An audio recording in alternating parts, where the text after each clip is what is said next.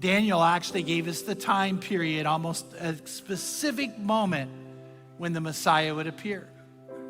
Daniel was considered the chief of the Magi. And when Daniel passed away, he left the documents, he left the book of Daniel. They would have had the Old Testament. They would have had the other writings of the Hebrew Bible. And they would have had hundreds of prophecies of the coming one that we celebrate at Christmas. And the Magi were watching, the Magi were looking. The Magi knew it would be announced in the heavens that he was coming. And in Matthew chapter 2, verse 1, it says, "Now after Jesus was born in Bethlehem of Judea, in the days of Herod the king, Magi from the east arrived in Jerusalem.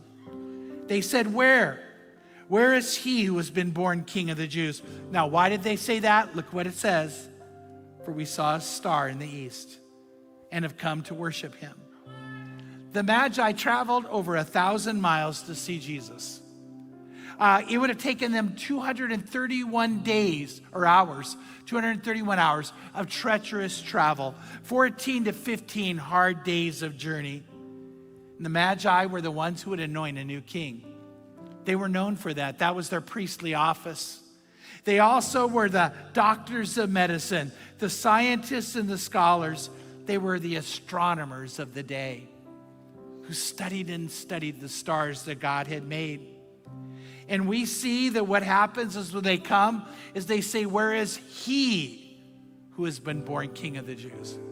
Notice they knew he'd be a child. They knew he would be a boy. They knew he would be a king. All these things came from the Bible you and I can trust that they relied upon. And in Matthew 2, verse 3, it says, "When Herod the king heard this, he was troubled and all Jerusalem with him.